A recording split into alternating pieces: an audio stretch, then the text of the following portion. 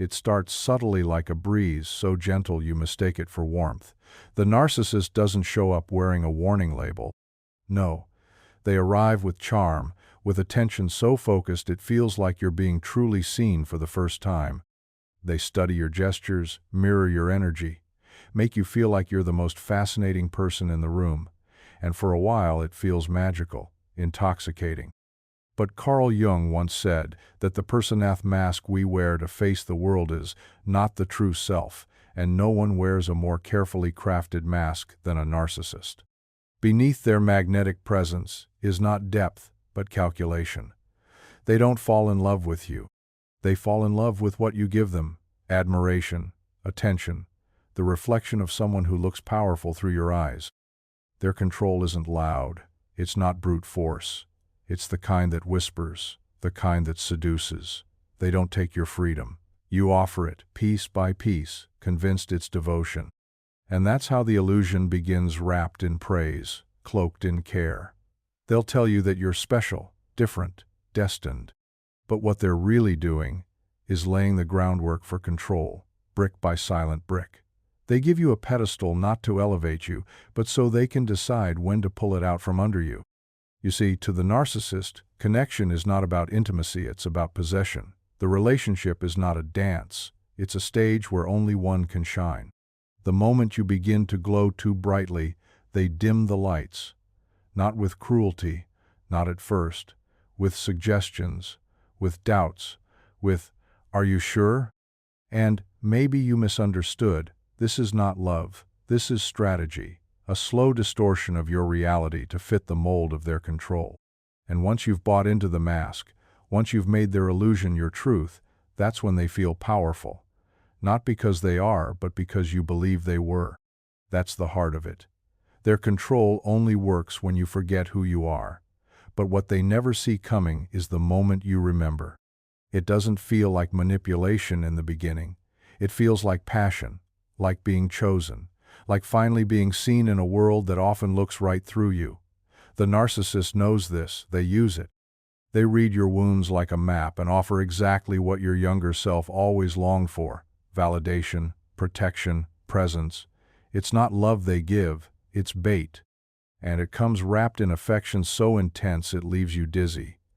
You think it's love, you think it's real, but it's not. It's the beginning of your training. Love bombing, they call it. The rush of compliments, the non-stop contact, the declarations of fate and soul connections.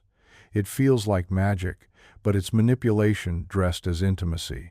You don't realize you're being pulled into orbit until you've forgotten what it feels like to stand on your own ground. Then, just when you begin to depend on their attention, they shift, subtly, slightly. And that's where the real game begins. It starts with microaggressions, carefully veiled under jokes or concern. "Are you really wearing that? You always get so emotional." "I'm just trying to help." You laugh it off. You explain yourself. You adjust, and they notice.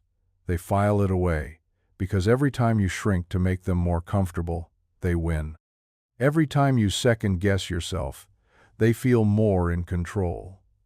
You stop trusting your instincts. You start asking them what's true. Gaslighting isn't always obvious. Sometimes it sounds like love.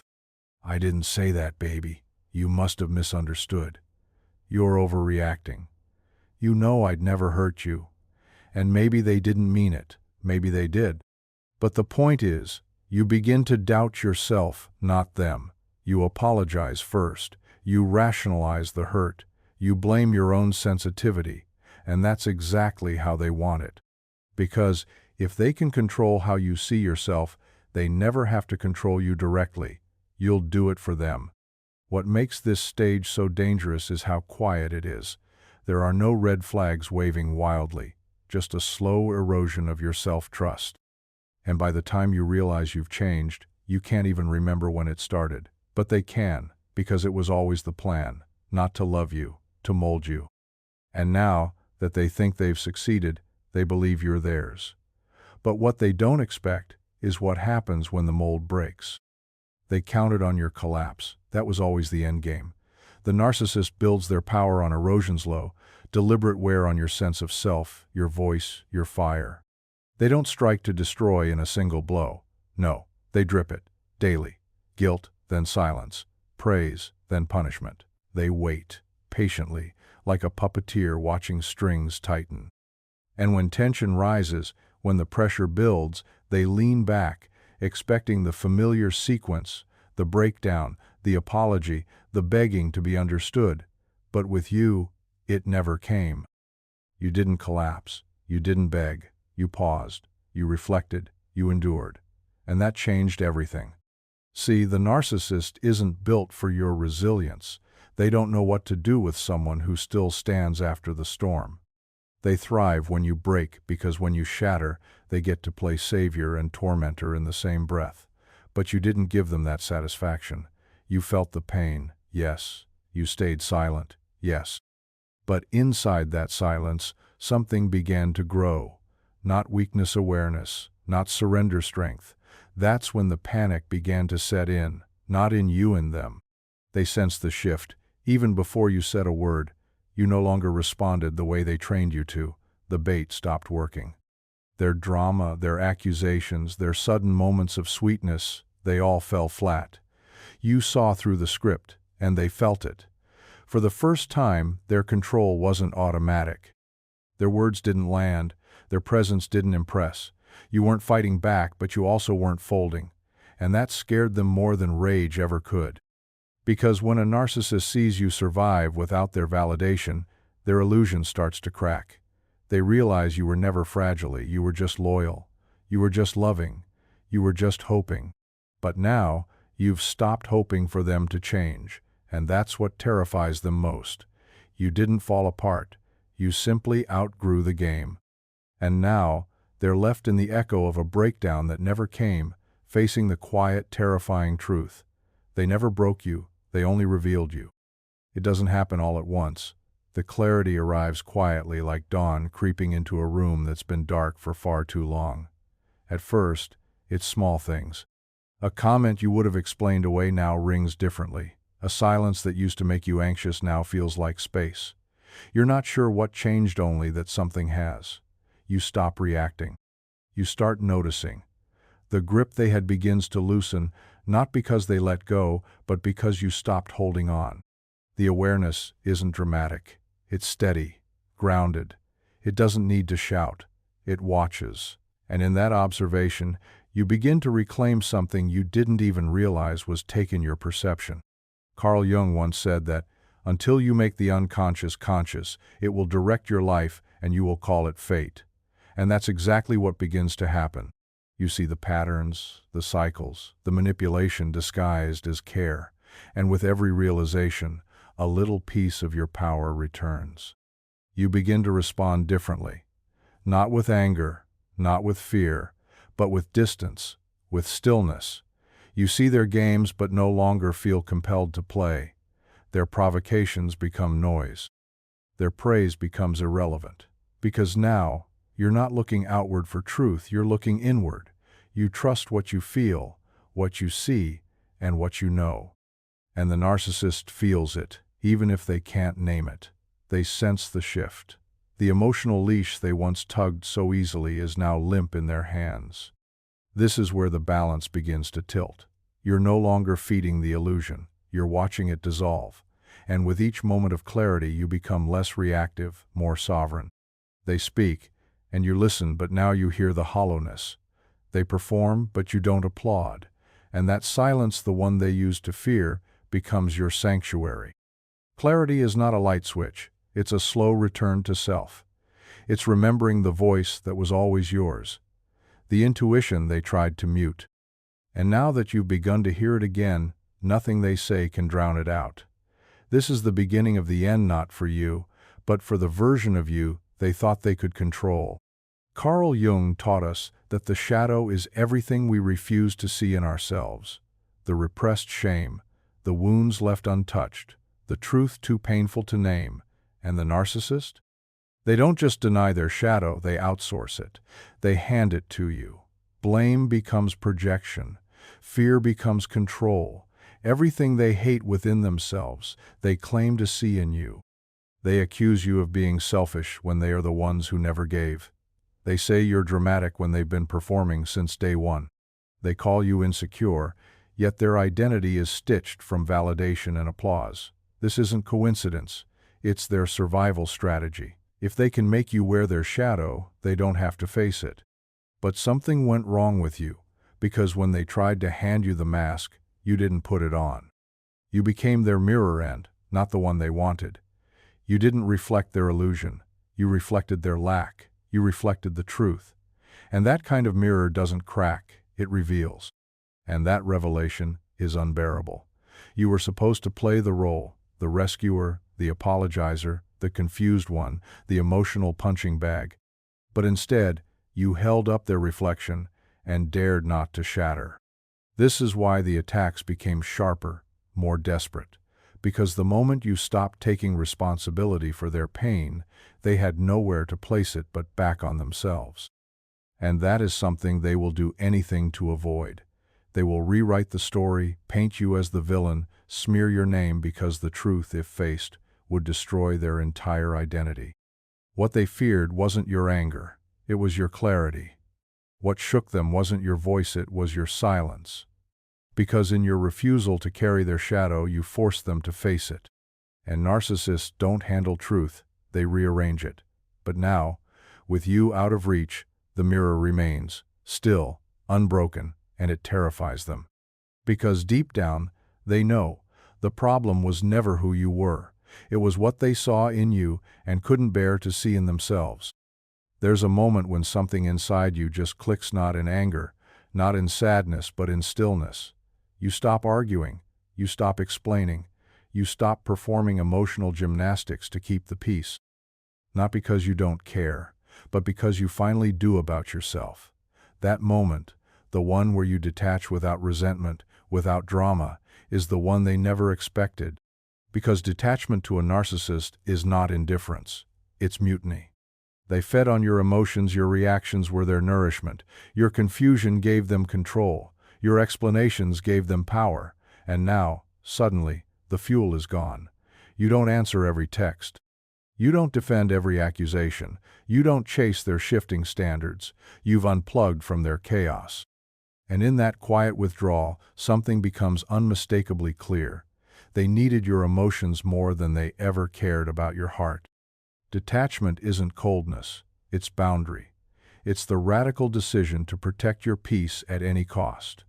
Narcissists aren't afraid of anger, they're afraid of disinterest. They can manipulate rage. They can spin sadness, but calm? Calm is their undoing. Because it means they no longer own you. They no longer get to rewrite your reality. You show up, but not to fix them. You speak, but not to explain yourself. You walk away, not to punish, but to preserve. This is what emotional maturity looks like, choosing your well-being over their chaos. And to the narcissist, that's not strength, it's betrayal. They built an entire world where they were the sun. And you were meant to orbit endlessly.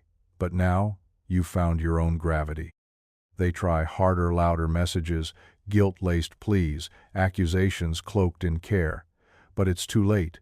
You've felt the difference between survival and peace, and you're not going back. You're not cruel, you're clear, you're not distant, you're done. And in that calm exit, without apology or spectacle, lies the one thing they truly fear. A version of you they can't reach, can't provoke, can't manipulate. You didn't burn the bridge, you just stopped crossing it. And now, standing on your own ground, you finally see what they never wanted you to know. Your silence isn't absence, it's power. At first, they wore charm like a second skin, smooth words, flawless timing, smiles that seemed carved from warmth. But now that smile doesn't sit quite right. It's strained tight at the corners, flickering in and out like a faulty light, because what once flowed from confidence now leaks from panic. The charm hasn't disappeared, it's just become forced. And you feel it. They notice they've lost something, your energy, your attention, your belief in the illusion, and that loss registers as danger, not to their heart, but to their control. Narcissists don't love in the way you understand love. They possess, they consume, and when you stop feeding them, they don't grieve, they scramble. You'll see it in the overcompensating. Suddenly, they're more attentive, too attentive, overly complimentary. It's not love, it's desperation in disguise. Their compliments ring hollow, their laughter slightly offbeat. They'll joke louder, touch longer, say the right things with the wrong energy, because they're not being there performing. And they're terrified the show isn't working anymore. Underneath it all, they're drowning. But a narcissist never shows you their panic. Instead, they swim harder, splash more, act like they're floating effortlessly while under the surface their arms are flailing. You can almost hear it in the pauses between their sentences, in the slight delays before their responses. They're calculating, adjusting, grasping, but it's not working, because you're not biting. And what scares them more than anything is that you haven't declared war. You're just different, quieter, grounded. You no longer orbit their mood. You no longer try to decode their silences. You're just free. And that freedom shows on your face, in your tone, in the way your energy no longer bends to theirs. This is their nightmare, to be exposed not by confrontation, but by irrelevance. They can't yell at that. They can't win against calm, so they smile. They keep up appearances. But inside, it's chaos. Because nothing terrifies a narcissist more than losing the invisible strings they thought were forever tied to your soul. Something shifts when you stop shrinking. When you enter a room and no longer ask through posture, tone, or silence for space to exist. When your presence isn't cautious, it's rooted. You don't speak louder, you speak differently. From a place that no longer fears being misunderstood. From a place that doesn't apologize for existing fully. And that, to them, is deeply unsettling. Because to the narcissist, your presence was once something they controlled. They could dial it up or down through praise or critique, affection or distance. But now, you don't wait for cues. You don't scan the room for emotional permission. You walk in like you belong because you finally know that you do. It's not just how you talk, it's how you listen without flinching, how you move deliberate, self-contained. Your energy no longer leaks, it fills. And they feel it like a shift in air pressure. You don't need to confront them, you've already surpassed them. You carry a quiet knowing now, a wholeness that makes their games look small. They see it in your eyes, that you're no longer reachable in the way you once were. Not because you're guarded, but because you're clear. You don't need their version of love. You don't need to be liked by the mask. You see the performance and offer no applause. And that absence of validation, that's your revolution. This is when they start to fidget, to poke, to try to provoke. They'll ask strange questions, make subtle jabs, anything to pull you back into the old dynamic. Because if they can't control your presence, they'll try to make you question it. But the difference now is, you don't. Because you didn't just leave them behind, you outgrew the environment that allowed them to thrive. And every step you take without looking back is a reminder that they never owned you. They only borrowed your doubt. Now you walk in truth, you stand in power, and that is louder than any scream. To the narcissist, you were never a partner. You were a source, a stream of attention, admiration, approval validation in all its forms. What Jung might call the borrowed self. They fed off your reactions, your praise, even your pain, especially your pain. Because as long as you were emotionally engaged, they were alive inside the illusion. This is what they call narcissistic supply. It's not love, it's a transaction, one where your emotional energy keeps their fragile ego inflated. But now, you've unplugged the machine. At first, they don't notice. They still say the things they used to say, still strike the same chords, but they don't land. You don't light up when they compliment you. You don't crumble when they criticize. You don't bite when they bait. And slowly they start to feel it. The supply chain is broken. The well they always drank from has dried up not from resentment, but from clarity. Without your energy, their illusion can't hold. You were the mirror they admired themselves in, the emotional scaffolding that kept them upright. Now that it's gone, they don't just panic, they begin to disintegrate. The charm turns frantic. The insults come faster. The mask begins to crack under the weight of their own emptiness. They try everything: provocation, pity, seduction, rage. But nothing sticks because you've stopped responding, and that's the one thing they were never prepared for. See, the narcissist doesn't fear losing you. They fear losing control over how they see themselves through you. And when you stop being the reflection, they're left facing something they've spent their whole life avoiding: themselves. This is the true collapse, not loud but hollow. A sinking realization that without your validation, they have no center. You didn't just walk away, you took the light they used to shine on themselves. And now, all that's left is shadow. In the beginning, you were the target chosen not for your flaws but for your light, your empathy, your intuition, your hope. You were never weak, you were abundant. And they wanted that abundance not to nurture it but to feed off it. You were easy to shape, easy to twist because your heart was open, and they used it like a weapon. But something shifted, slowly, irrevocably.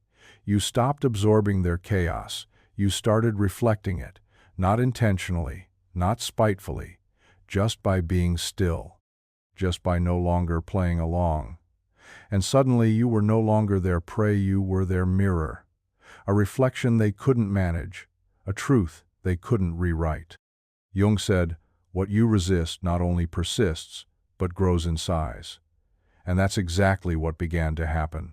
Every wound they denied, every fear they buried, every shame they projected, it began to echo back at them through your silence, through your presence, through your refusal to shrink. They looked at you and saw their own insecurities staring back, their manipulation exposed, their emotional immaturity laid bare. You became the confrontation they never asked for. Because in your stillness, in your refusal to be distorted, they were forced to face themselves. And what they saw was not beauty, it was rot, not love, but lack. They tried to break you to avoid this moment. They wanted your collapse to prove they were stronger. But instead, you held your ground, and that was the collapse. Not yours, theirs. You didn't become cruel. You became neutral. And neutrality to a narcissist is radioactive, because it forces them into the very place they fear most: self-reflection. They can't yell at a mirror. They can't seduce it, blame it, or gaslight it. They can only watch it reflect what they've denied. And that is the true shift from target to truth-teller. You never became like them. You became something far more dangerous, the evidence that they were never who they claimed to be. When a narcissist realizes they've lost control of you, they don't try to win you back, they try to win the narrative. Because if they can't own your mind anymore, they'll attempt to own your image. That's when the whispers begin, the subtle digs, the sudden concern they show others about your mental state, your attitude, your change. It's not an apology, it's not accountability. It's propaganda. The smear campaign is not about truth, it's about damage control. They'll twist facts into fictions and feelings into faults. She just became cold. He's so ungrateful after everything I did. To outsiders, it sounds like heartbreak, like confusion. But underneath the performance is pure strategy. They are desperate to control the version of you that exists in other people's eyes, because the one they used to control no longer exists in front of them. And that's terrifying. To them, reputation is leverage. If they can no longer manipulate you privately, they will manipulate how you're seen publicly. They paint themselves as the victim, cast you as unstable, selfish, cruel. But what they don't understand is that real strength doesn't scream, it radiates. And people notice. Over time, the inconsistencies begin to show. The energy doesn't add up. The timeline bends under its own weight. Because lies have a short half-life when truth walks into the room. They didn't count on your poise, your peace, your refusal to fight in the mud they rolled in. You didn't stoop to their tactics. You didn't campaign back. You lived. You healed. You stood tall. And that presence, that grace under fire, it speaks louder than any story they try to spin. Because while they're busy managing impressions, you're busy reclaiming yourself. And in the end, no amount of falsehoods can shadow someone who has learned to stand in their own light. Let them whisper, let them scramble. The truth doesn't chase noise, it just waits. And when it lands, it's undeniable. You could have shouted. You could have defended, explained, exposed. You had the evidence, the right words, the pain-etched truths, but you didn't. Not because you were weak, but because you were done. Truly done. And that kind of ending doesn't need a curtain call. Your silence isn't submission, it's sovereignty. Narcissists expect war. They thrive in chaos. They rely on your engagement to stay relevant in your world. When you fight, you're still tied to them. Still orbiting. Still feeding the story. But when you go silent, when you choose not to reply, not to justify, not to explain, it's the loudest goodbye they'll ever hear. To them, silence is unbearable. It means they no longer matter. Their hooks don't land. Their provocations fall into an emotional void.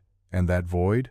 That's your freedom. They call you cold, distant, heartless. But what they're really saying is, I can't reach you anymore. And that is the beginning of your power. Jung said, knowing your own darkness is the best method for dealing with the darkness of other people. And you've done that work. You've met your pain. You've held your shadow. So now, when they try to pull you into theirs, you don't flinch. You don't retaliate. You simply walk. True strength isn't loud. It doesn't need witnesses. It doesn't need applause. It lives in restraint and the choice not to descend, even when you could. You're not above pain. You just refuse to let it define you anymore. You refuse to carry a fight that leads nowhere. That silence? That's not absence. That's evolution. Let them wonder why you never fought back. Let them guess. Let them rewrite the ending. You don't need to be part of the story anymore. Because your healing isn't performative. It's personal, quiet, sacred. And in a world that confuses noise with power, your silence is revolutionary. You didn't win by overpowering them. You won by reclaiming yourself. No drama, no revenge. Just peace and the unshakable decision to never be dragged into a war you already outgrew. It always looked so polished, this identity they wore like armor. The kind smile, the charm, the carefully selected stories about their past. The good person mask that fooled so many. But behind it was something hollow, fragile, dependent, and the only thing keeping it intact was you. Your belief in them was the glue. Your empathy, your excuses, your willingness to see the best in them, that's what held the mask together. But now, you've stepped away. You no longer believe the myth. You no longer validate the illusion. And just like that, the cracks begin to show. They might still walk the same, talk the same, try to play the same role. But something's different. The smile doesn't land. The energy doesn't connect. Their charm used to magnetize the room, and now it falls flat. Because without you propping up their persona, the performance has no audience, and they can feel it. This is what they never understood. They weren't in control, you simply allowed them to believe they were. Out of kindness, out of hope, out of love. You handed over trust, not because you were weak, but because you were willing. But now that you've taken it back, they're left facing what they've always feared, that underneath the facade, they are not enough. They scramble to rebuild. They reach for new supply. But it never feels the same, because the depth you brought can't be replicated with a new face. You saw them. You held space for them. You gave them a reflection they couldn't sustain. And now, the mirror is gone, and without it, they don't know who they are. Their persona begins to crumble, not in public, not at first, but in the quiet moments. Alone, when there's no one left to impress. That's when the collapse begins, and no one can save them from it. Especially not you, because saving them was never your role. And now, you've finally remembered who you are without their distortion, and that changes everything. Carl Jung called it individuation, the journey of becoming whole. Not perfect, not pleasing, whole. And now, that's the path you're on. Not to win anyone back, not to prove anything. But to return to the one person who was always there, quietly waiting underneath it all, you. You are no longer half of a story, no longer living in reaction to someone else's mood, approval, or attention. You are not a mirror now, you are a flame, self-sustained, self-lit.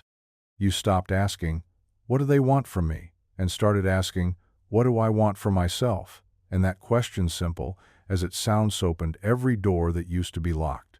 You're not healing for them. You're not growing to show them what they lost. That's too small for who you've become. You're doing it for the girl who once confused attention with love, for the woman who once dimmed her light to be seen, for the soul who once mistook survival for connection. She deserves this version of you, whole, clear, unshakable. This is not a rebirth. It's a remembering of your voice, your boundaries, your worth. The world may still try to tell you that you're too much, too quiet, too distant, too strong. Let it. You no longer shape yourself to fit small expectations. You shape your life to fit your soul. You've touched the shadow. You've sat in the silence. You've rebuilt in the dark. That's what individuation is. It's not about becoming new. It's about becoming true. And you've done it. You walk differently now. Not faster, not louder, just grounded. And that is enough. They may still watch from afar, wondering how you became this version of yourself.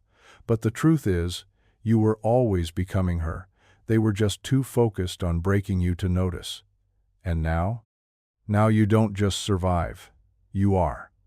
That's what real healing looks like. Not proving your worth but never questioning it again. You were never meant to stay in their cage, not the one built with insults, nor the one wrapped in praise. From the very beginning, your spirit was too vast, too vivid, too alive to be confined by someone who only loved what they could control. And when they realized you wouldn't stay small, not for their comfort, not for their ego, that's when the fear took root. Because it was never your dependence that made them feel powerful, it was the illusion that they could break you if they wanted to, that you needed them, that without their approval, you would collapse. But you didn't. You rose. Quietly, steadily. You stopped arguing and started walking. You stopped explaining and started evolving. And in that evolution, they lost everything they thought they owned.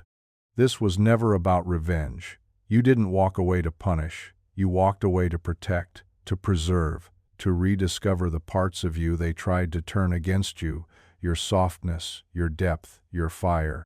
What they called too sensitive was really intuition. What they called too much was just your fullness. They couldn't handle it, so they tried to dismantle it. But what they didn't know is that your breaking point wasn't destruction, it was transformation. Your freedom is not loud. It doesn't need to be. It shows up in the way you breathe deeper now, in the peace that follows you, in the way your eyes no longer scan the room for safety. You are your own safe space. That's what terrifies them.